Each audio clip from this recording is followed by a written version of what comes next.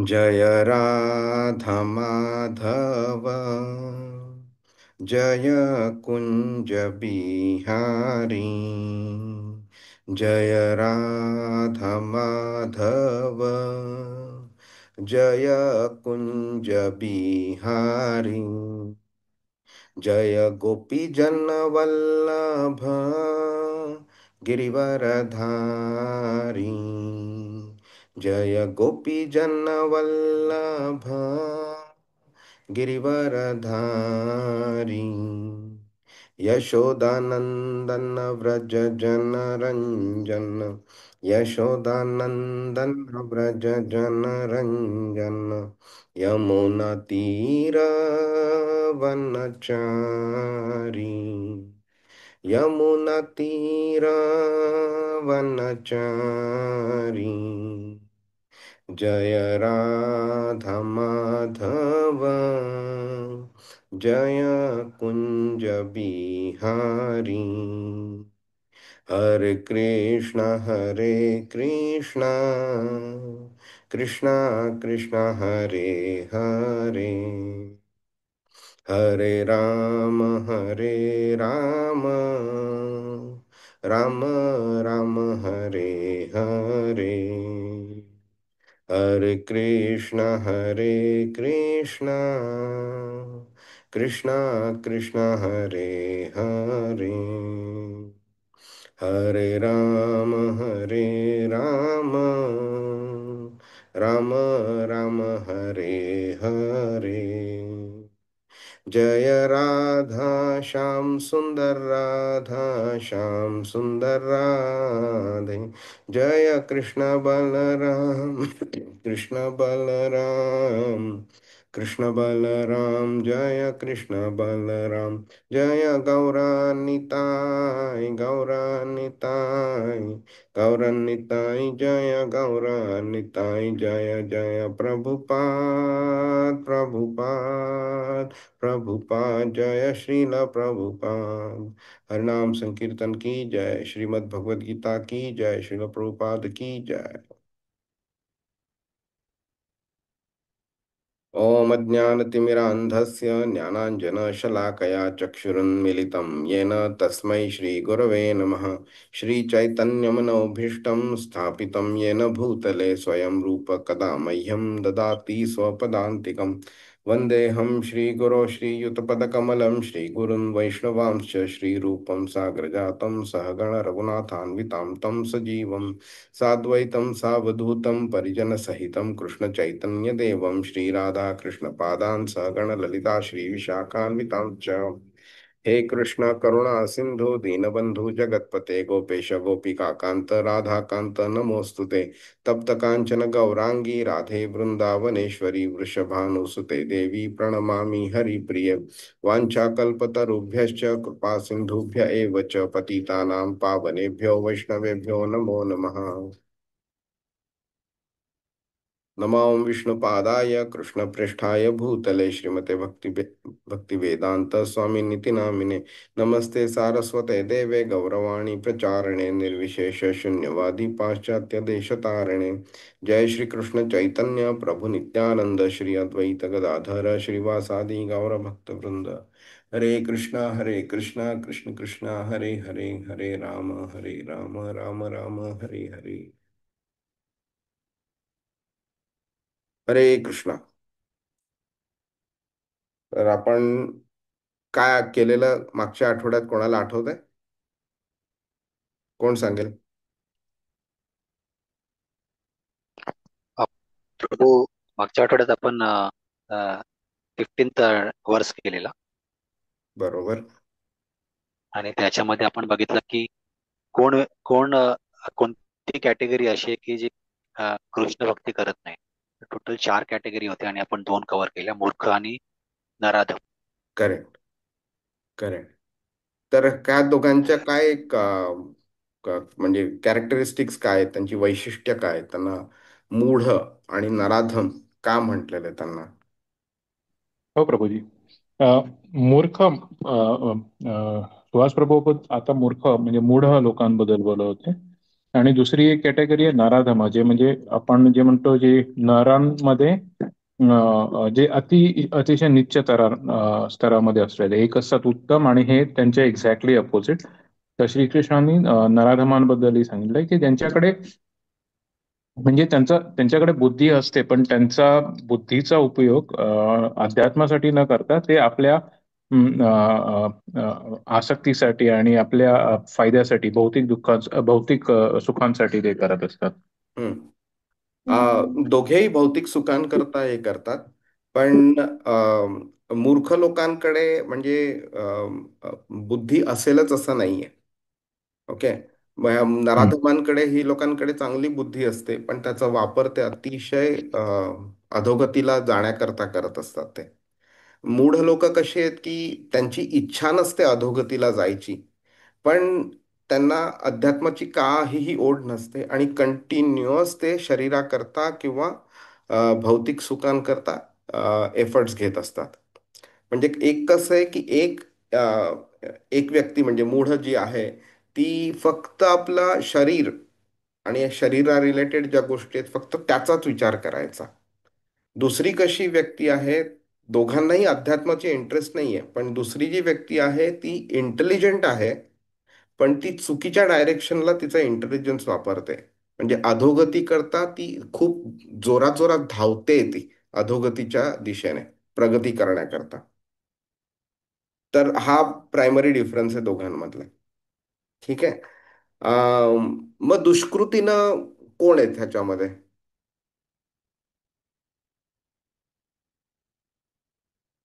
कोण सांगेल?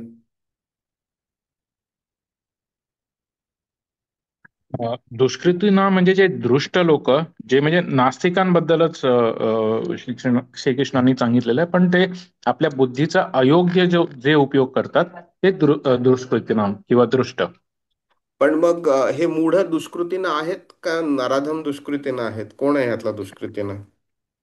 नराधम तर नक्कीच दुष्कृतीनाम आहे, आणि मूढ जे लोक आहेत ते पण त्याच कॅटेगरीमध्ये येतात, कारण का त्यांना म्हणजे बुद्धी असेल नसेल तरी त्याचा उपयोग होत नाही, आणि आपण जे करतो त्याचा, ते आपण का करतो त्याच त्यांना म्हणजे ज्ञान नसतं. तर बरं. ते सुद्धा त्याच कॅटेगरी. दुष्कृतीनं म्हणजे त्या कॅटेगरीचं नाव दुष्कृतीनं आहे. ठीक आहे. आणि त्या कॅटेगरीमध्ये चार प्रकारची लोक येतात. चार प्रकारचे लोक आहेत. त्यामुळे दुष्कृतीनं म्हणजे हे चारही लोक दुष्कृतीनं आहेत. दुष्कृतीनंचा अर्थ काय आहे? कृती म्हणजे ऍक्शन.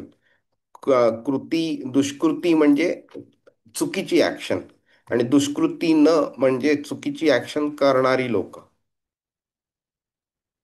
ठीक आहे. तर आपण हे सगळं बघितलेलं, तर मग मी जरा स्किप करतो हे.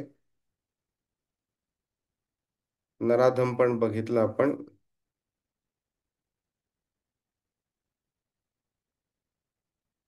आता माये अपहृत ज्ञान आपण बघूया.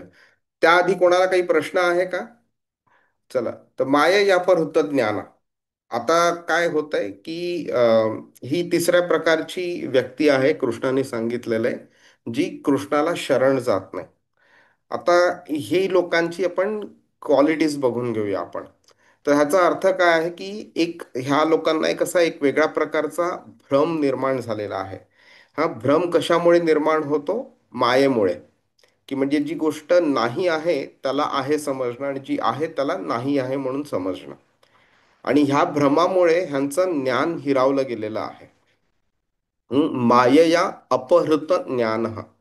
तर आपण बघतो आता, अपहृत म्हणजे काय? हृत म्हणजे चोरी करणं. अपहृत म्हणजे कोण हृत म्हणजे चोरी होणं, अपहृत म्हणजे चोरी करणं. तर आपल्यात मध्ये तो एक शब्द आहे ना, अपहरण झालं. तर अपहरण होणं म्हणजे काय की कोणीतरी कोणाला तरी हिरावून घेतलंय, चोरी करून घेतलेलं आहे. ओके. तर इकडे काय कृष्ण बोलतोय की मायेनी तुमचं ज्ञान म्हणजे ह्या व्यक्तींचं ज्ञान अपहरण केलंय त्याचं. ज्यांचं अपहरण ज्यांच्या ज्ञानाचं अपहरण झालेलं आहे मायेमुळे, अशी लोक मायेया अपहृत ज्ञान, असं कृष्ण बोलतो इकडे त्यांना. ठीक आहे. तर म्हणजे काय आहे की ह्या व्यक्तींकडे ज्ञान नाही असं नाहीये. ह्यांच्याकडे ज्ञान आहे, पण त्या ज्ञानाचं पहिली गोष्ट म्हणजे ते बरोबर ज्ञान आहे की नाही हे पहिली गोष्ट एक प्रश्न असतो. दुसरी गोष्ट, जर ठीक ज्ञान असलं तरी पण त्याचं उद्दिष्ट काय आहे हे त्यांना कळत नसतं. आणि मायेच्या प्रभावामुळे त्यांचं ते एक असा भ्रम जो निर्माण झालेला असतो, की आता फॉर एक्झाम्पल एखादा व्यक्ती अ, खूप चांगला शिकलेला असेल आणि त्यांनी केमिकल्सबद्दल चांगलं नॉलेज मिळवलं असेल. आता केमिकलचं चांगलं नॉलेज मिळवलं आहे त्यांनी, तर त्याला तो त्याचा तो वापर जे आहे ज्ञानाचा तो असा प्रकारे करेल की ज्यामुळे लोकांचा लोकांना जास्तीत जास्त त्रास होईल त्यातनं. म्हणजे तो बॉम्ब बनवेल त्यातनं, की आणि ते बॉम्बचा म्हणजे वापर अशा रीतीने होईल की ज्यामुळे लोकांचा म्हणजे पृथ्वीचा ऱ्हास होऊ शकतो, एन्व्हायरमेंटला त्रास होऊ शकतो, लोकांचा मृत्यू होऊ शकतो त्यातनं वगैरे. त्यामुळे ह्यांचं हे जे असं ज्ञान असतं की ज्याच्यामुळे कोणाचं कल्याण होत नाही, नुकसान होतं लोकांचं. आणि हे कधी अध्यात्माकडे प्रगती करायला मुश्किल पडतं त्यांना. ठीक आहे. त्यामुळे त्यांना कळत नसतं की एवढं चांगलं डोकं दिलेलं आहे मला, तर त्याचा मी वापर अध्यात्मा रिलेटेड प्रश्न विचारून ह्या जन्ममृत्यूच्या चक्राच्या बाहेर जाण्याचा प्रयत्न करावा, हे त्यांच्या मनात येत नाहीये. त्यामुळे त्यांना हे समजत नाहीये की जीवनाचा उद्दिष्ट आणि ज्ञानाचं उद्दिष्ट परम सत्य श्रीकृष्णाला समजणं आणि त्यांची भक्ती करणं, हे त्यांना समजत नाहीये. भ्रमामुळे त्यांचं ज्ञान जे आहे ते असं झाकलं गेलेलं आहे. त्यांना खरं उद्दिष्ट समजत नाहीये त्यांना. त्यामुळे काय होतंय की ह्याच्यामुळे जेव्हा त्यांना हे अपयश येतं की ज्ञानाचं उद्दिष्ट काय आहे हे समजण्याचं जेव्हा अपयश येतं, त्यावेळी त्यांना परमेश्वराकडे अ, अ, आपल्या जीवनाचा एक सपोर्ट, आपल्या जीवनाचं उद्दिष्ट हे समजत नाहीये त्यांना. आणि त्यामुळे त्याच्याकडे ते शरण जात नाहीत ते कधी. आता ही कशी एक सापळा आहे हे तुम्ही बघून शकता तुम्ही, की मला ज्ञान आहे, ज्ञानाचं उद्दिष्ट समजत नाही, त्यामुळे मी ते ज्ञान चुकीच्या अँगलला वापरतो, चुकीच्या पर्पजला वापरतो. ते ज्ञान त्याप्रमाणे वापरलं गेलं कधी कधी मला त्यातनं यश मिळेल. यश मिळाल्यावरती मला ते अजूनही ते करावंसं वाटेल, ज्यामुळे मी अजून अजून अजून अजून अजून कृष्णाच्या विरुद्ध दिशेला जातोय मी. त्यामुळे त्याला काय होईल की भौतिक गोष्टीचा वापर ह्या ज्ञानाचं उद्दिष्ट आहे अशी त्याची समज निर्माण होईल. आणि ती समज अजून अजून घट्ट होत जाईल त्याची, ज्याच्यामुळे त्या ज्ञानाचा वापर श्रीकृष्णाकरता होऊ शकतो ही समज त्याला कधी येणार नाही. ती समज नाही आली तर परम सत्य कोण आहे हे समजणार नाही त्याला. आणि ते समजलं नाही तर तो कधी शरण जाऊ शकणार नाही कृष्णाकडे. आणि असं करत करत त्यांचा जो रस्ता आहे तो आध्यात्मिक रस्त्याच्या च्या दिशेपासनं लांब लांब लांब लांब जात असतो तो. म्हणजे तुम्ही असं समजू शकता, एक रस्त्यावरती वायचा फाटा असतो ना, तर जेवढं जेवढं आपण श्रीकृष्णाकडे जाऊ, त्या त्या दिशेला जाऊ तेवढं श्रीकृष्णाकडे आपण जवळ जाऊ. जेवढं आपण दुसऱ्या दिशेला जाऊ तेवढं आपण लांब लांब जात राहणार तो. आणि त्यांचं हे होतं. आणि हे जे भ्रम असतं ते इतकं, जसं जसं आपण पुढे जाऊ तसं तसं ते जास्तीत जास्त स्ट्रॉंग होत जातं, ज्याच्यामुळे श्रीकृष्ण किंवा देव, अं, आणि देवाकडे जाण्याचं उद्दिष्ट ह्याची जी गरज जी असते, म्हणजे जो पर्पज जो असतो तो अजून अजून पुसट होत जातो जसं जसं हे स्ट्रॉंग होत जातं. त्यामुळे काय होतं, ह्या ह्या सगळं जे ज्ञान असतं ह्यांचं, हे मायेच्या प्रभावामुळे प्रॅक्टिकली ते व्यर्थ झालेलं असतं. ओके. आणि आता ना मी नाव घेत नाही लोकांचं, पण आपण स्वतः अनालाइज करू शकता ते आता. बरेच सोसायटीमध्ये भौतिक ज्ञानामध्ये मुळे जे विद्वान असे लोकांचा विद्वान लोक आहेत, किंवा ते विद्वान आहेत असं जनरल लोकांचा समज झालेला आहे, असे तत्वज्ञानी असो किंवा साहित्यिक असो किंवा वैज्ञानिक असो वगैरे, ह्यांना म्हणजे त्यांच्या पूर्वकर्मामुळे ज्ञान चांगलं मिळालेलं आहे, म्हणजे बुद्धी चांगली मिळाली आहे, पण त्याचा वापर करण्याची बुद्धी त्यांना मिळाली नाही आहे.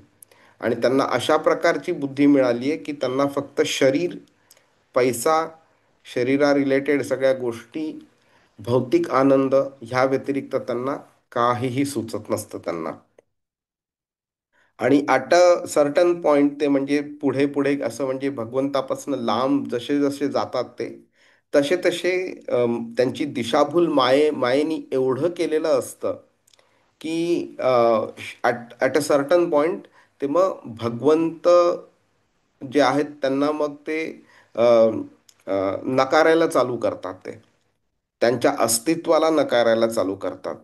आणि अ, आणि ते ते अस्तित्व नकारता नकारता मग त्यांचे जे इन्स्ट्रक्शन्स असतात त्यांना नकारणं चालू होतं. त्यांची मस्करी चालू होते, त्यांची अवज्ञा चालू होते वगैरे.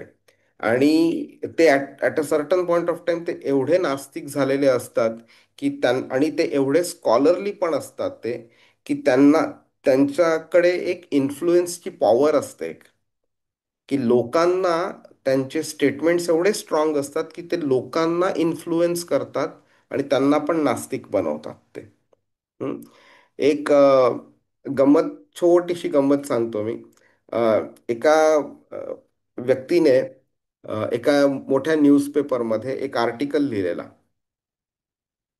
आणि त्याच्यात त्यांनी असं लिहिलेलं की जर देव सर्वशक्तिमान आहे, तर देव असं कोणतं स्ट्रक्चर उभारू शकतो का जो तो स्वतः सुद्धा तोडू नाही शकणार. ठीक आहे. तर आता ह्या प्रश्नामध्ये कसा कॅच आहे हा समजून घेऊया आपण. जर का देव सर्वशक्तिमान आहे, तर त्याला असं स्ट्रक्चर उभारणं जमलं पाहिजे की तो तोडू नाही शकला पाहिजे. ओके. म्हणजे काय, जर का त्यांनी उभारलं पण त्यांनी तोडू नाही शकला ते स्ट्रक्चर, तर जर तर देव स्ट्रक्चर तोडू नाही शकला तर तो सर्वशक्तिमान कसा, हा प्रश्न येतो. आणि जर का तो स्ट्रक्चर तसं त्यांनी उभारूच शकला नाही, तर मग तो सर्वशक्तिमान कसा. म्हणजे दोन्ही बाजूनी असं प्रूव्ह करायचं की देव सर्वशक्तिमान नाहीये. आता गंमत काय होते, ज्या व्यक्तींनी शास्त्र वाचलेलं नाहीये, अध्यात्माची जरा पण जाणीव नाहीये, सगळं त्यांचं बुद्धी जी आहे ती भौतिक लेवलवरती आहे, अशा लोकांना ह्या प्रश्नाचं उत्तर देणं शक्य होत नाही. आपण जर शास्त्र वाचलं असेल तर आपण ह्या प्रश्नांना उत्तर आपल्याला आरामात देता येतं. आता बरेचसे माझे मित्र होते, जेव्हा आम्ही हे सगळ्या गोष्टी ह्या कॉलेजमध्ये बघितलेल्या आणि आम्ही सुद्धा म्हणजे चक्रावलेलो की अरे काय फंटास्टिक प्रश्न आहे म्हणून वगैरे. आणि आम्हाला तर उत्तर त्यावेळी तर शक्यच नव्हतं. नंतर नंतर जसं इस्कॉनमध्ये आलो आणि नंतर समजायला लागलं की कृष्ण कोण आहे, विष्णू कोण आहेत, तीन प्रकारचे विष्णू काय आहेत, परमात्मा काय आहे, हे सगळं समजल्यावरती मग ह्या प्रश्नांची उत्तरं देता आली आम्हाला. तर गंमत अशी आहे की जोपर्यंत आपण शास्त्र शिकत नाही आणि अशी उत्तर देऊ शकत नाही, तोपर्यंत ही लोकांची ती एक ॲबिलिटी वाढत जाते की असे असे विचित्र प्रश्न विचारायचे आणि लोकांची दिशाभूल करायची. आणि मेजॉरिटी ऑफ द लोक शास्त्र वाचत नसल्यामुळे त्यांची दिशाभूल होणं खूप सिंपल असतं. तर हे जे मायया अपहृत ज्ञान जे असतात ना, हे आणि ह्याच्यानंतरची प्रकृती आसुरम भावम आश्रित ही लोक खूप डेंजरस असतात. कारण आधीची लोक जे नराधम आहेत आणि जे मूढ आहेत, ते त्यांचे ॲक्शन्स जे असतात ना ते स्वतः करता डेंजरस असतात. इतरांच्या करता एवढे डेंजरस नसतात. पण हे जे मायेया अपहृत ज्ञान आणि आसुरम भावम आश्रित ही जी लोक आहेत, ही त्यांचं इन्फ्लुएन्सिंग फॅक्टर आणि त्यांचं स्वतःचं ज्ञान इतकं असल्यामुळे ते इतरांना इझिली इन्फ्लुएन्स करू शकतात आणि इतरांना पण नास्तिक बनवू शकतात ते. दुसरी अजून ह्या प्रकार ही लोक जी असतात ते काय करतात ते, की आता आपल्या हिंदू धर्मामध्ये अ, भगवद्गीता हे सगळ्यांनी एक्सेप्ट केलेलं आहे की Bhagavad Gita is the top most spiritual knowledge आहे. भगवद्गीतापेक्षा वर असं कोणतंही साहित्य नाहीये. साहित्य म्हणलं पेक्षा आध्यात्मिक असं साहित्य नाहीये. हे सगळ्यांनी एक्सेप्ट केलेलं आहे. त्यामुळे भगवद्गीतेवरती जर का कोणी कमेंट्री केली ना, तर त्या व्यक्तीला लवकरात लवकर फेम मिळतं, म्हणजे प्रसिद्धी मिळते. आता ही लोक काय असतात, मायेनी त्यांचं ज्ञान हिरावून घेतलेलं असतं. त्यांना प्रसिद्धी पण हवी असते. आणि काही लोकांना भगवद्गीता हे एक असा म्हणजे अ, अ, दगड मिळतो ज्याच्यावरती पाय ठेवून ते वरती जाऊ शकतात. मग ही लोक काय करतील, तुम्ही असे भरपूर असे यूट्यूबवरती अ, अशा लोकांचे लेक्चर्स वगैरे तुम्ही ऐकाल, जे भगवद्गीतेमध्ये कृष्णाने जे सांगितले ना, ते त्याला मिसइंटरप्रिट करायचं. आणि त्यांना वाटेल किंवा लोकांना आवडेल किंवा लोकांना म्हणजे ते पटू शकतं. जास्ती डिटेलमध्ये जेव्हा लोक वाचतात त्यावेळी त्यांना ते पटू शकतं, अशा पद्धतीने त्यांना प्रेझेंट करायचं. आणि मग लवकरात लवकर मग ते लोकांमध्ये ते पसरतं आणि स्वतःला प्रसिद्धी मिळते. तर जी व्यक्ती आध्यात्मिक परंपरेमध्ये नाहीये, त्या व्यक्तीकडनं कोणतंही अध्यात्माचं नॉलेज घेणं हे म्हणजे सापानी तोंड लावलेल्या दूध आपण पिणं त्यासारखं आहे ते. एक दूधाचा ग्लास जेव्हा असतो आणि साप जेव्हा येऊन त्याला तोंड लावून जातो, त्यावेळी ते आपल्याला कळत नसतं. दूध दिसायला दुधासारखं दिसतं, पण प्यायला नंतर आपल्याला कळतं की त्याच्यामध्ये विष होतं म्हणून. तर ह्यांच्याकडनं ज्ञान घेतल्यावरती आपल्याला सुरुवातीला काहीही प्रॉब्लेम होत नाही. नंतर ते ज्ञान आतमध्ये केल्यानंतर आपली जी बुद्धी त्यामुळे चेंज होते, मेंटॅलिटी चेंज होते. तर काही जर आपण नशीबवान असलो तर आपल्याला कळतं की बाबा त्या व्यक्तीने माझी दिशाभूल केली होती. खरं गीतेमध्ये तसं सांगितलेलं नाहीये.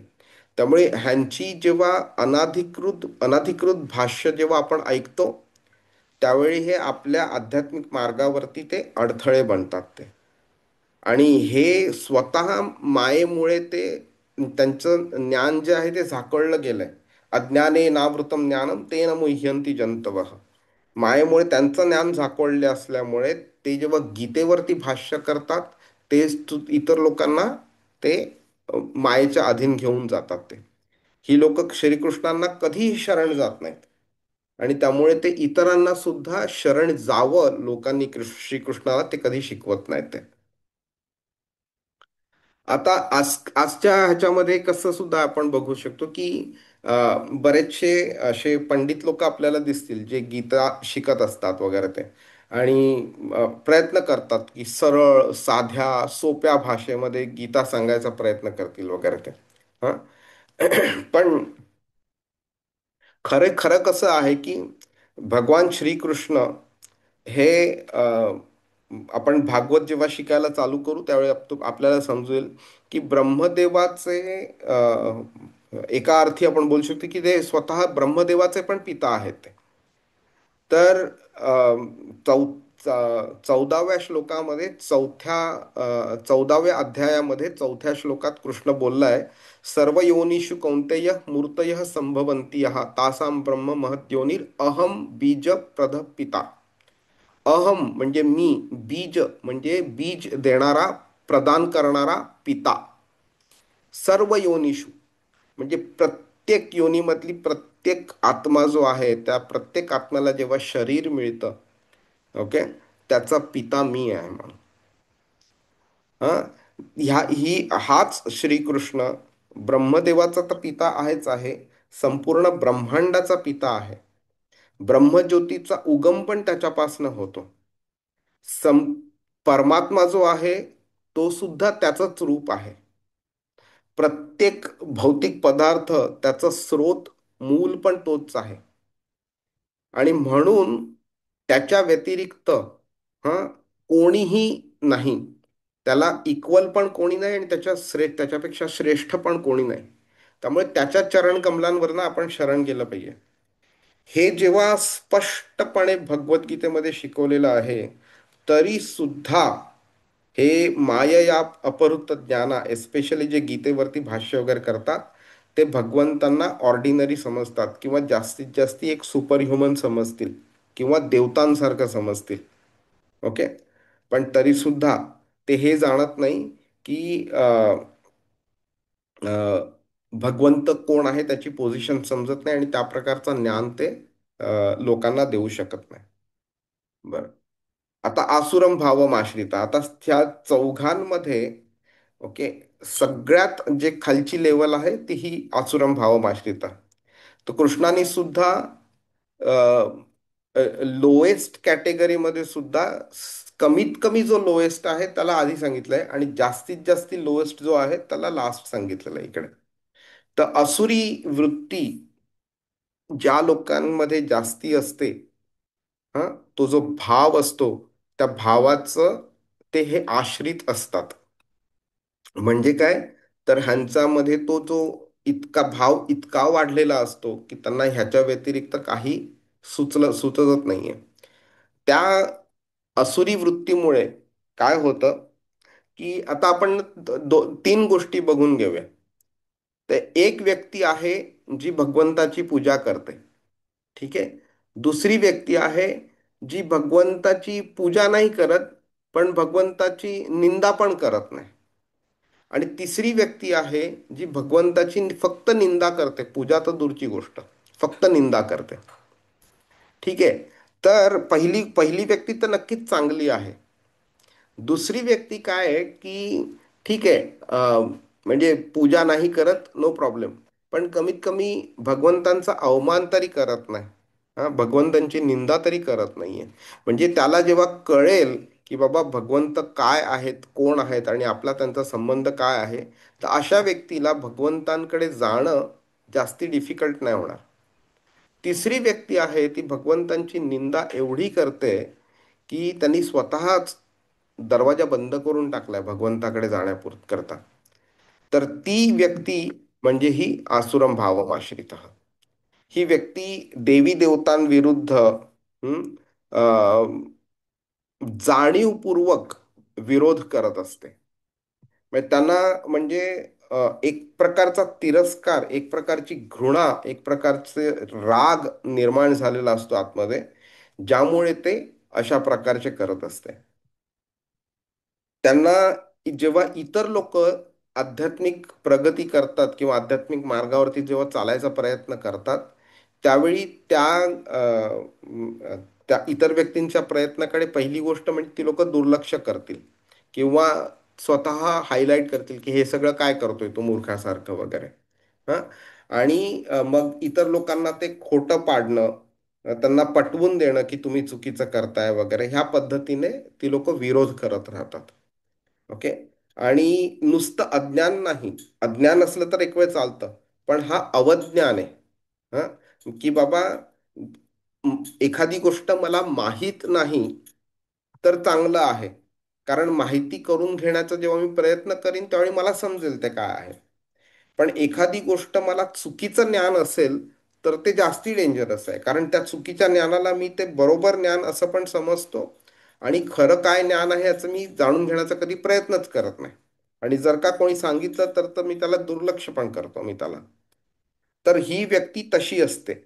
देवतांचा नकार करणं, सर्वोत्तम जो भगवान आहे त्याला नकार करायचा, विरोध करायचा, इतरांची जी मतं आहेत त्यांना बदलण्याचा प्रयत्न करायचा वगैरे. ओके. या व्यक्तींकडे पण ज्ञान असतं, ते पण माये या रूप अपहृत ज्ञाना लोकांसारखे ही लोक सुद्धा त्याचा खरा उद्देश ओळखू शकत नाही आणि तो उद्देश कळला जरी त्यांना तरी स्वीकारत नाहीत कधी ते. ही लोक कधी वासुदेव म्हणजे भगवान श्रीकृष्ण त्यांना कधी शरण जात नाही आणि त्यांच्याकडे म्हणजे जी पण गोष्ट भगवंतांच्या विरुद्ध आहे अशा गोष्टींचा त्यांचा लगेच एक जवळीक निर्माण होते अशा गोष्टींची. ओके.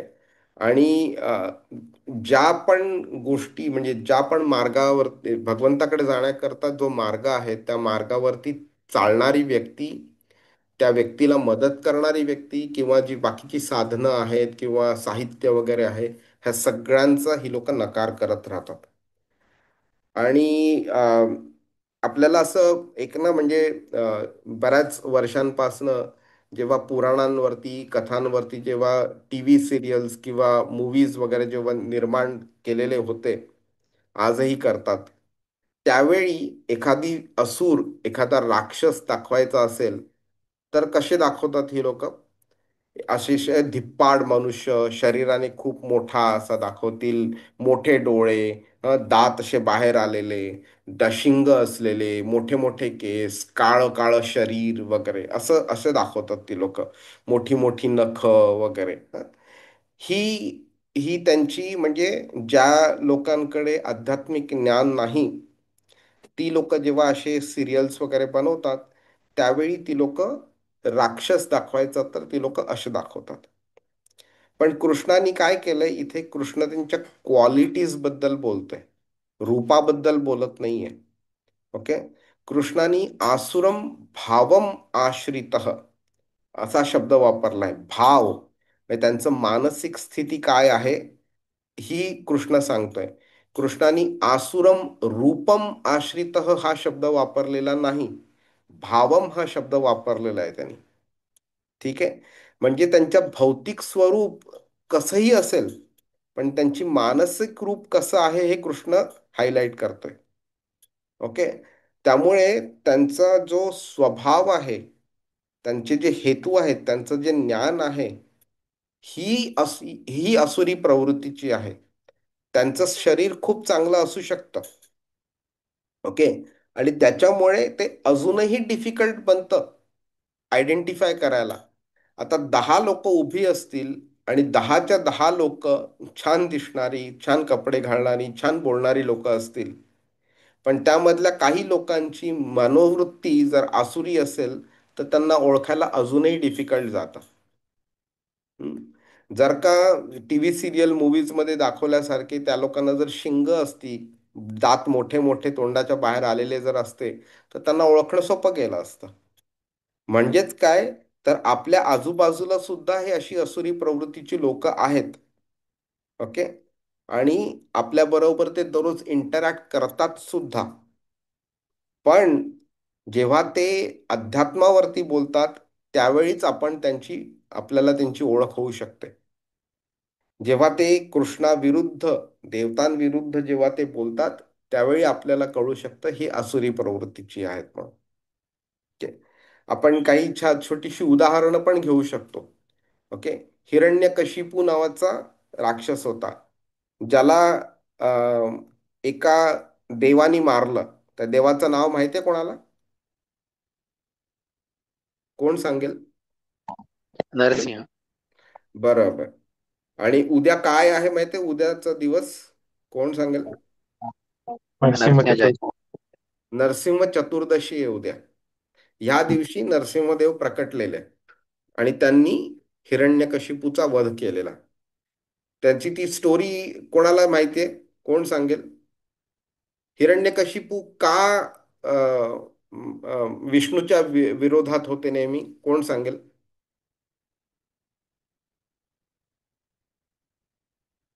नाही माहिती? तर जय अ, आणि विजय नावाचे दोन कृष्णाचे द्वारपाल होते, कृष्णाचे सेवक होते. तर एक असं एक छोटासा इन्सिडेंट झाला. मी त्या इन्सिडेंटमध्ये जात नाही आता. पण 4 कुमार जे होते, सनत कुमार, सनातन कुमार वगैरे, हे जे 4 कुमार होते, त्यांना त्यांचा अपमान झाला जय आणि विजयच्या द्वारे. तर त्यावेळी त्यांनी हा शाप दिला त्यांना, त्यांची मनोवृत्ती सुधारण्याकरता, की बाबा तुम्हाला 3 जन्म तुम्हाला एक कृष्णाचा अगदी ग्रेटेस्ट एनिमी असुर म्हणून जन्म घ्यावा लागेल म्हणून. तर मग ते 3 जन्म कोणते होते? तर पहिला होता, जय जो होता तो हिरण्याक्ष झाला, मोठा भाऊ. आणि त्याचा लहान भाऊ विजय हिरण्यकशिपू म्हणून जन्म घेतला.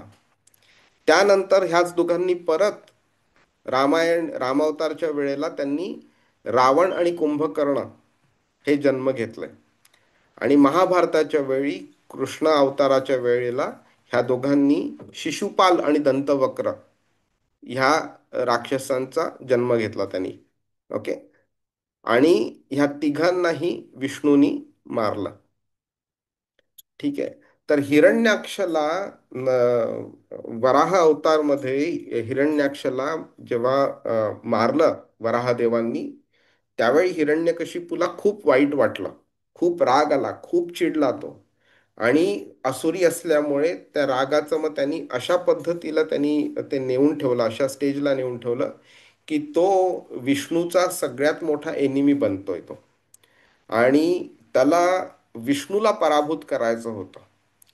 त्यामुळे त्यांनी काय केलं, प्रल्हाद जो त्यांचा पुत्र होता त्याला दोन म्हणजे विद्या विद्या देणारे ब्राह्मण जे होते त्यांच्याकडे त्यांनी विद्या ग्रहण करायला पाठवलं.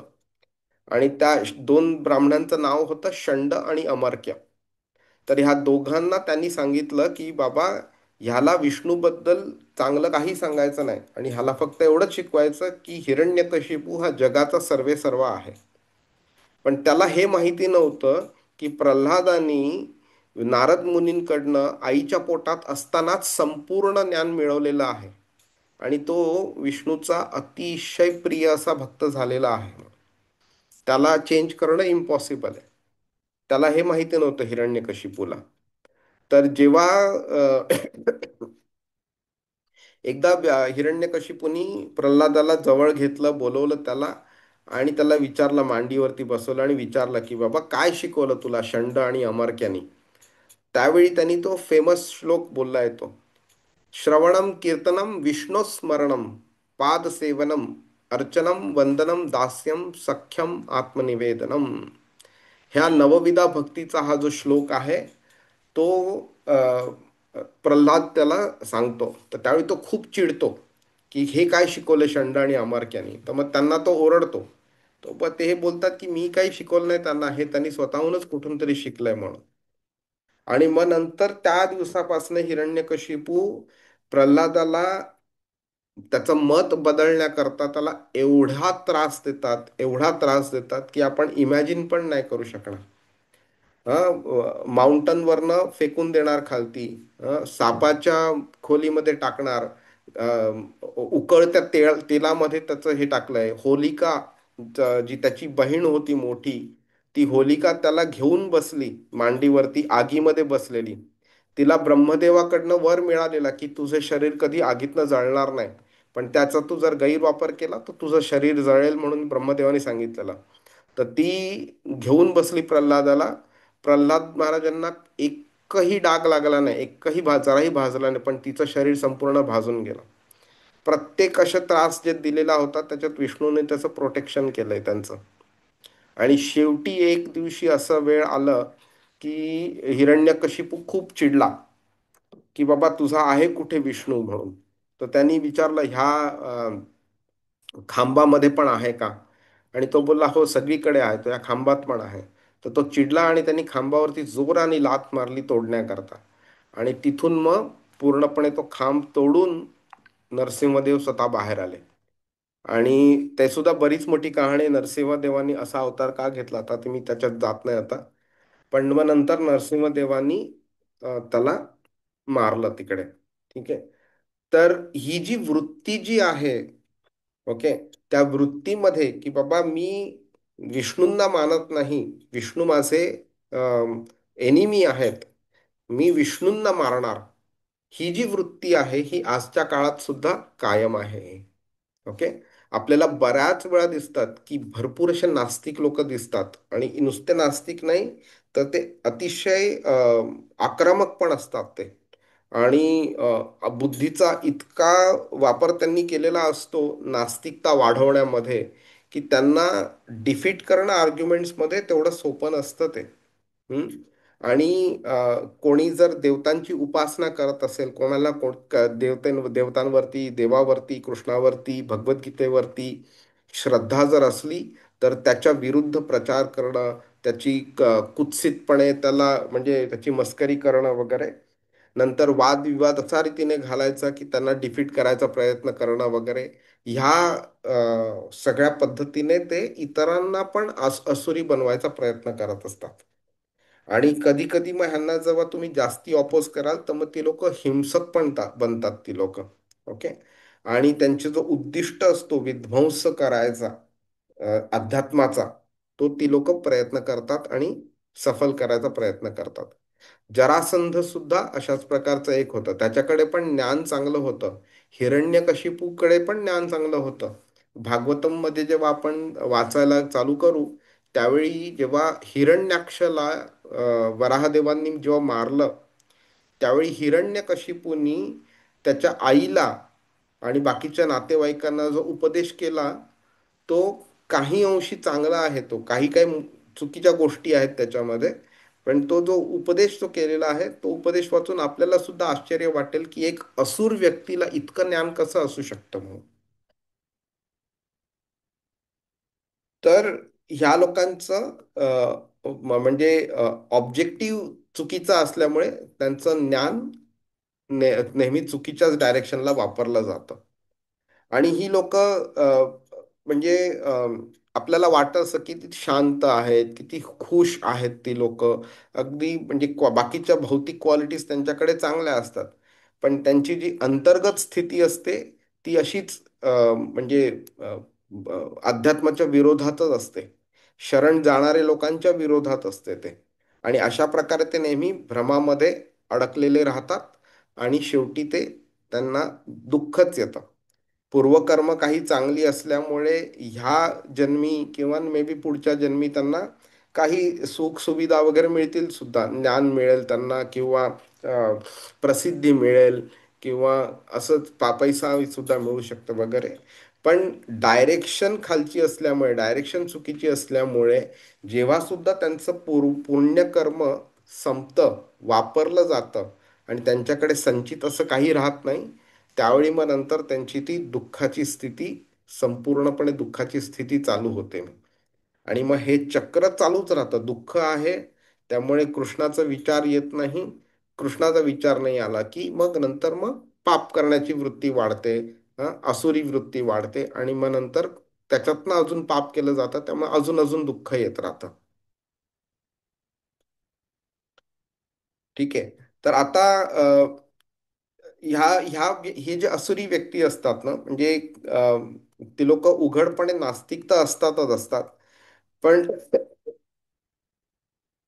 त्यांचं म्हणजे जे पण अध्यात्मामध्ये जे लिहिलेलं आहे त्याचा विरोध करण्याचे त्यांच्याकडे एक मोठे मोठे रिझन्स पण असतात. ते म्हणूनच तुम्हाला दिसेल आता की अशी काहीतरी रिझन्स काढायचे, जे म्हणजे गहन आध्यात्मिक कारण आपल्याला जेव्हा समजत नाही, पटत नाही, विश्वास बसत नाही, त्यावेळी मग ते भौतिक रंग त्याच्यावरती लावायचा आणि ते लोकांना ते प्रदर्शन करायचं त्याचं. जसं की अरे तुमचा कृष्ण काय आहे? हजारो हजारो बायकांबरोबर त्यांनी लग्न केलेलं, हा कसा देव असू शकतो?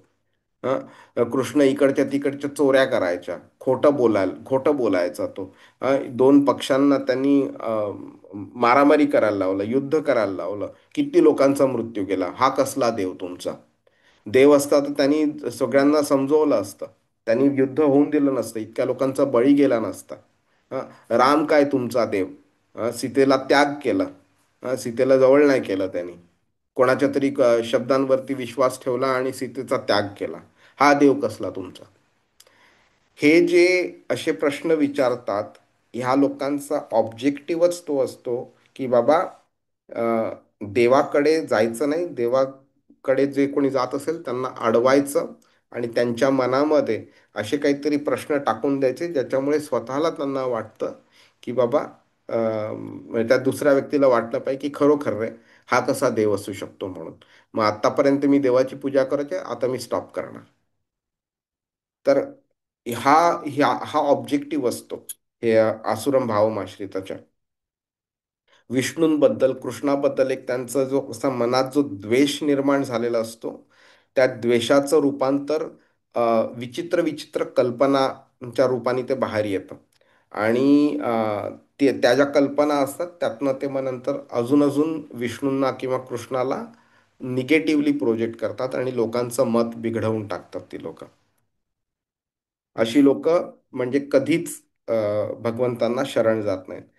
तर दक्षिण भारतामध्ये यमुनाचार्य नावाचे एक अतिशय मोठे भक्त होते कृष्णाचे. तर त्यांनी हे वाक्य सांगितलेलं आहे की हे कृष्णा, असामान्य गुण, स्वरूप आणि लीला आणि तसेच सगळ्या शास्त्रांनी सत्वगुणी रूपात तुमच्या व्यक्तीची पुष्टी केलेली आहे, तुमच्या व्यक्तिमत्वाची. सगळं शास्त्र वगैरे तुमचं म्हणजे तुम्ही सर्व गुण संपन्न आहात. सगळे दैवी गुण आहेत तुमच्याकडे, सर्व दैवी ज्ञान आहे, विज्ञान आहे तुमच्याकडे. आणि बाकी सगळ्या आचार्यांनी तुम्हाला मान्यता पण दिलेली आहे. तरी सुद्धा तरी सुद्धा नास्तिक प्रवृत्ती असलेली लोक तुला जाणू शकत नाहीत. केवढं मोठं इम्पॉर्टंट स्टेटमेंट आहे बघा. मिनिंग अगदी सूर्यप्रकाश इतकं लख्ख असं कृष्णाचं तेज आहे, कृष्णाचं व्यक्तिमत्व आहे. तरी सुद्धा हे नास्तिक लोक एवढ्या आध्यात्मिक आंधळेपणा आहे त्यांना, की त्यांना सूर्यासारखा कृष्ण दिसत नाही त्यांना.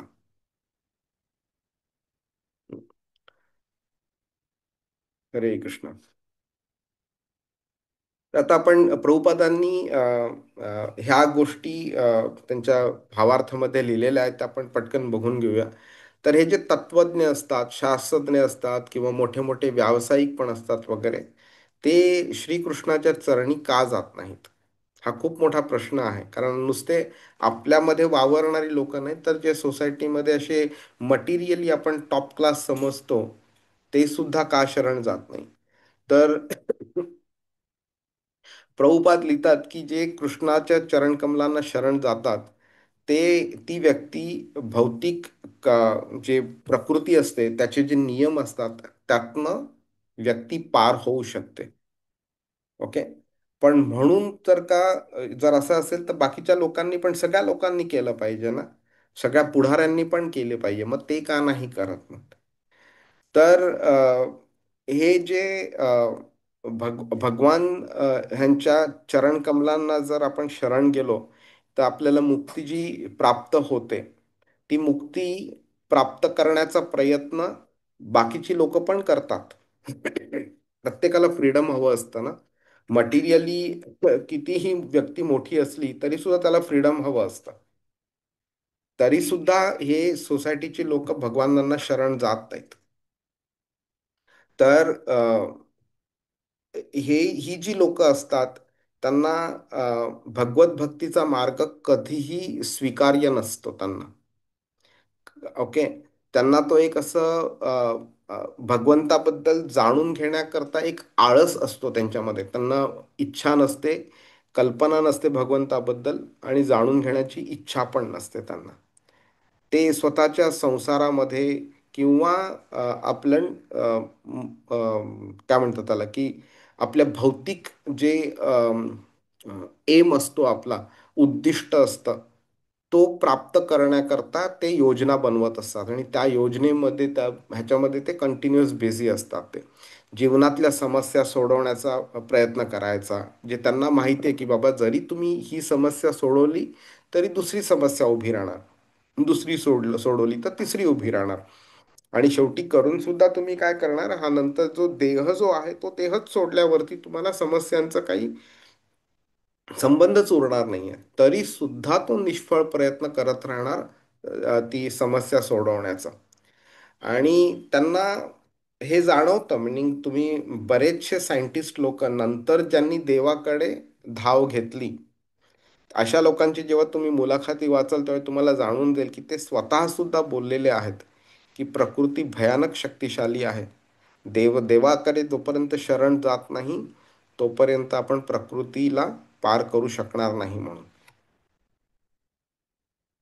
आणि ही जी भौतिक शक्ती त्यांना जी दिलेली असते, ही पण भगवानांच्या मार्गदर्शनाखालीच कार्य करते ती. तर आपण एक साधा विचार येऊ शकतो की 15व्या अध्यायाच्या 15व्या श्लोकामध्ये कृष्ण बोलतो, मत्तः स्मृतीर ज्ञानम अपोहनम च. कृष्ण बोलतो की माझ्यामुळे कोणत्याही व्यक्तीला स्मृती, ज्ञान आणि विसराळूपणा, ओके, हे कोणत्याही व्यक्तीला माझ्याकडनं येत आहे. म्हणजेच काय, की एखादी व्यक्तीला एखादी गोष्ट आठवली किंवा आठवण राहिली एखाद्या गोष्टीची, किंवा एखाद्या व्यक्तीला एखाद्या गोष्टीचा विसर पडला किंवा तो विसराळू असला, त्याला प्रत्येक गोष्ट तो विसरत राहतो, किंवा एखाद्या व्यक्तीला एखाद्या गोष्टीचं चांगलं ज्ञान असलं तरी आपल्याला समजलं पाहिजे ह्या तिन्ही गोष्टी कृष्णाकडनं येतात. कधी कधी तुम्हाला वाटतं की अरे, ऑफिसमधनं निघण्यापूर्वी घरातनं निघताना अमुक एक गोष्ट पटकन आठवते, अरे ही फाईल घ्यायचं विसरलो मी, अरे माझं अमुक एक गोष्ट इथे राहिली. तर ती जी आठवण जी येते ती कुठनं येते? ती तुमच्या डोक्यामध्ये असं त्यावेळी काय झालेलं असतं ज्यामुळे तुम्हाला आठवण येते? तर खरी गोष्ट आहे की ती कृष्णाकडनं येते. ते डोक्यामध्ये तो विचार येणं सुद्धा. एखादी गोष्ट आपण विसरतो, का विसरतो ती आपण? ती पण कृष्णाकडनंच आपल्याला मदत होते विसरण्याबद्दल. आणि ज्ञान जे असतं आपल्याकडे ते पण त्यांच्याकडनंच आलेलं असतं. तर ही जी सगळं जे होतं, हे आपल्याला वाटतंय भौतिक गोष्टींमुळे होतं, पण करत भलेही भौतिक प्रकृती असली पण ते कृष्णाच्या मार्गदर्शनाखाली सगळं करत असतं. त्यामुळे ही भौतिक शक्ती बलशाली तर आहेच, पण ती नास्तिकवादी जी लोक असतात त्यांच्याकरता बलशाली असतात. जे कृष्णाला शरण आलेले आहेत त्यांच्यावरती त्यांच्या बलाचा वापर ना ती माया स्वतः करते ना कृष्ण करून देतो तिला. आणि जनरली कोण असतात ही लोक? तर रजगुण आणि तमोगुणाच्या प्रभावामुळे ज्यांना जास्ती काय म्हणतात त्याला, जे जास्ती रजो आणि तमोगुणाचा ज्यांच्यावरती जास्ती प्रभाव झालेला आहेत, अशी लोक जनरली या प्रवृत्तीमध्ये असतात. त्याच्यामध्ये सुद्धा तमोगुण जास्ती, रजोगुण त्यातल्या त्यात कमी इम्पॅक्ट करतो. रजोगुण काय करतो आपल्याला? भौतिक गोष्टींमधनं आनंद मिळवायचा जास्तीत जास्त प्रयत्न करतो रजोगुण. हं. पण तमोगुण कसं असतं की विरुद्ध दिशेला म्हणजे पाताळाच्या दिशेला आपण जेवढं लवकर कसं जाऊ त्याच्याकरता ते कार्य करत राहतात. ते सत्वगुणी इकडनं बाहेर पडण्याच्या दृष्टीने कार्य करत राहतात. हरे कृष्णा. तर आता आपण ह्या चार प्रकारच्या लोकांबद्दल बघितलं जे कृष्णाला शरण जात नाहीत. पुढच्या आठवड्यामध्ये 16व्या श्लोकामध्ये आपण अशी चार प्रकारची लोक बघणार आहोत जी कृष्णाला शरण जातात वेगळ्या वेगळ्या कारणांमुळे. ओके.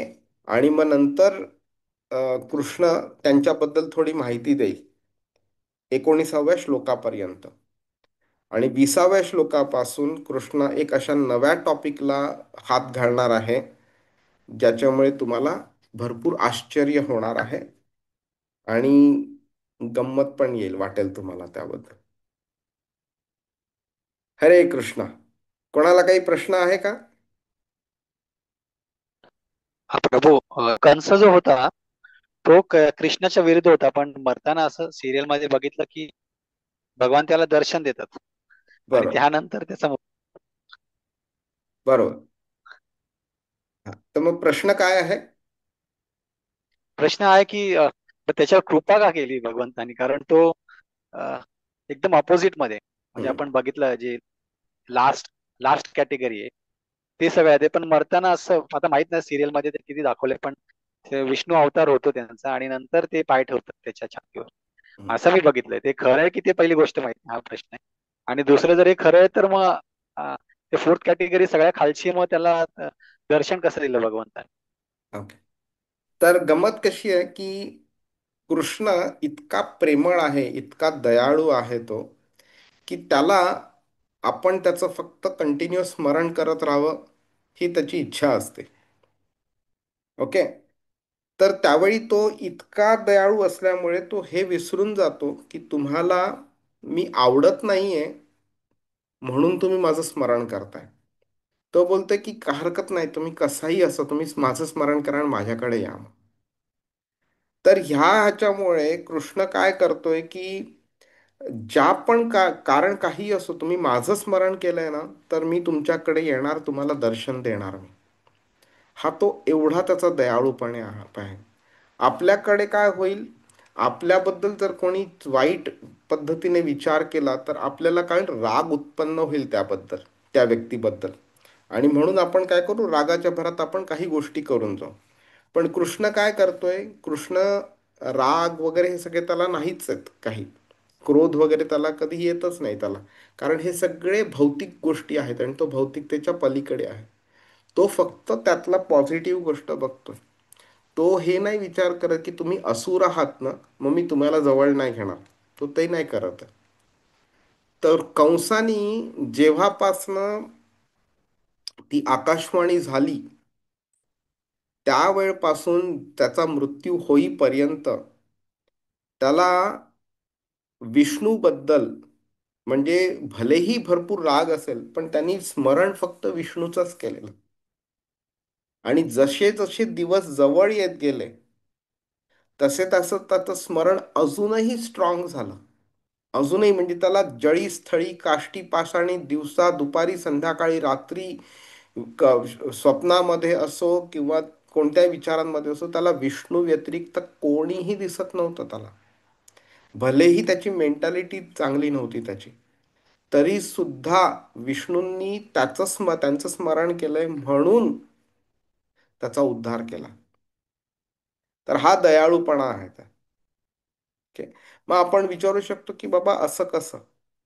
तर भगवत नामामध्ये एवढी शक्ती आहे की तुम्ही चुकीच्या उद्दिष्टाने सुद्धा तुम्ही त्याचं नाव घेतलं तरी सुद्धा तो तुमचं प्युरिफिकेशन करतो. आणि कंसानी मरतेवेळी कृष्णाचं स्मरण केलं. आणि आपण ह्याच्यावरतीच आपण बघू 8व्या अध्यायामध्ये जेव्हा जाऊ त्यावेळी 5व्या आणि 6व्या श्लोकामध्ये कृष्ण उत्तर देतो की मरतेवेळी जरी कोणी माझं स्मरण केलं तर काय होतं म्हणून त्याचं उत्तर देतो. तर गंमत कशी आहे की आपल्याला कंसाने असं कसं केलं आणि कृष्णाने त्याच्यावरती असं कसं केलं हा प्रश्न निर्माण होऊ शकतो. पण काय आहे की आपल्याला समजलं पाहिजे की कंस वगैरे हे सगळे कृष्णाचे ही पूर्ण जे महाभारत जे घडलं ना ते एक नाट्य रूपांतर होतं. घडवलं गेलेलं आहे ते. ज्याच्यामध्ये कृष्णाने सगळ्यांना रोल्स जे होते ते देऊन ठेवलेले की बाबा तुम्ही पांडवांचा रोल करायचा, तुम्ही पांडूचा रोल करणार, तुम्ही गांधारीचा, धृतराष्ट्रचा, दुर्योधनाचा, शकुनीचा रोल करणार, तू कंसाचा रोल करणार. हे सगळी पात्र ठरलेली ऑलरेडी आधी आणि हे गर्ग संहितेमध्ये लिहिलेलं आहे. ठीक आहे. तर आपल्या दृष्टीने ते म्हणजे असुर आहेत. पण ऍक्च्युली त्यांनी ते डिवोटीज होते ज्यांनी असुराचा रोल केला. आता आपण बघतो ना कधी कधी कोणत्या तरी मूवीमध्ये कधी कधी अमिताभ बच्चन हिरोचं काम करतो, कधी कधी विलनचं काम करतो, कधी कधी अमरीश पुरी विलनचं काम करतो, कधी हिरोचं काम करतो. असं आपण जर का त्यांना बोललो ते मुळात ते त्या प्रवृत्तीचे आहे तर ते बरोबर नाही. तर हे सगळं त्याच्या मागे एक नाट्य आहे, ते घडवले गेलेलं आहे ते. आणि अजून अगदी टेक्निकल सांगायचं झालं तर 5 प्रकारची मुक्ती असतात. आपण बोलतो ना की लोकांना जनरली काय असतं, शास्त्र वाचलेलं नसतं आणि त्यांना ही टेक्निकल गोष्टी माहिती नसतात त्यांना. त्यामुळे वाटतं की आपल्याला मोक्ष मिळाला पाहिजे. अरे हो, मोक्ष कोणत्या प्रकारचा मोक्ष? 5 प्रकारचे मोक्ष आहेत. सायुज्य, सारुप्य, सामिप्य, सालोक्य आणि सार्ष्टी. ओके. सायुज्य म्हणजे जेव्हा ब्रह्मज्योतीमध्ये विलीन होतो ती मुक्ती, जी चांगली मुक्ती नाही. ओके. जी एका भक्ताला नकोशी असते. सारुप्य म्हणजे कृष्णासारखं विष्णूसारखं रूप मिळतं. सामिप्य म्हणजे खूप जवळ, त्याच्या अगदी जवळ राहायला मिळतं. सालोक्य म्हणजे ज्या प्लॅनेटवरती कृष्ण विष्णू आहे त्या प्लॅनेटवरती जायला मिळतं. सार्ष्टी म्हणजे किंवा विष्णूकडे जी आभूषणं वगैरे जी आहेत, जसं त्यांचं जे शरीर जे त्याचं जे वैभव जे आहे तसंच वैभव मिळतं. पण एका भक्ताला ह्या 5ही प्रकारच्या मुक्तींची मुक्ती नको असते. कारण त्याच्यामधनं त्याला भक्ती करायला मिळेलच ह्याची गॅरंटी नसते. त्याला फक्त हेच हवं असतं की बाबा मला फक्त तुझी भक्ती करायची आहे, कुठेही ठेव मला. तू पाताळात जरी मला नेलस तरी मी तिकडे तुझी भक्ती करत राहीन. आणि नारद मुनींचं उदाहरणावरून आपण ते बघू शकतो. ते पाताळात सुद्धा जातात त्यावेळी कृष्णाचंच नाव घेत राहतात तिकडे सुद्धा. आणि तिकडे सुद्धा लोकांना कृष्णाबद्दल उपदेश करतात ते. कुठेही गेले तरी, देवतांकडे गेले, पृथ्वी लोकावरती आले किंवा पाताळात गेले तरी तेच करतात ते. भक्ताला ते हवं असतं. ठीक आहे. त्यामुळे कंसाला ऍक्च्युअली काय मिळालं आणि का मिळालं हे जाणून घेणं इम्पॉर्टंट आहे. आणि गंमत म्हणजे आपल्याला हे जेव्हा आपण टीव्ही सिरियल्स बघतो त्यावेळी त्यातनं आपल्याला हे सगळं ज्ञान मिळत नाही आपल्याला, अनफॉर्च्युनेटली. त्यामुळे आपल्याला शास्त्रच वाचलं पाहिजे. हरे हरे कृष्ण. कृष्ण प्रभू. तर मग भेटूया आपण पुढच्या. सुजाता मातेजी, तुम्ही हात वरती केलेला, काय बोलायचंय तुम्हाला? हरे कृष्ण प्रभूजी. हरे नाही कृष्ण. प्रभूजी, माझा आन्सर तुम्ही जे आता सांगितलं ना त्याच्यामध्ये आन्सर भेटला. ऍक्च्युली माझा प्रश्न होता की म्हणजे कंस अगोदर पहिल्यांदा चांगले होते आणि नंतर जसं आकाशवाणी झाली त्याच्यानंतर त्यांच्यामध्ये चेंजेस झाला. तर आता नाही जे तुम्ही सांगितलं की नाही नाही नाही भगवंतांनी अगोदरच ठरवलेलं होतं म्हणून. नाही नाही नाही, तसं नाहीये ते. तर कंस हा प्रवृत्तीने, आचरणाने नेहमीच असुर होता. ओके. असं कधीच नव्हतं की तो चांगला माणूस होता.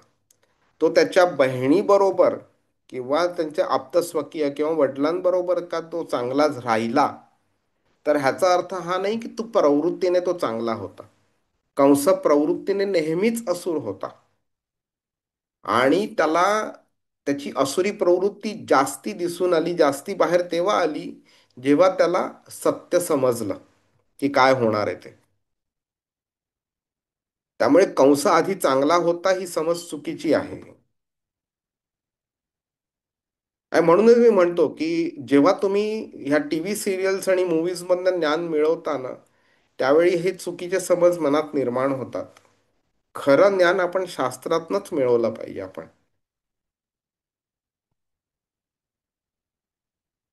ओके माताजी, ठीक आहे. Okay okay okay Prabhuji, thank you so much Prabhuji. Hare Hare Krishna. Krishna. हरे कृष्ण. तर भेटूया आपण पुढच्या आठवड्यामध्ये. Hare Krishna, Hare Krishna.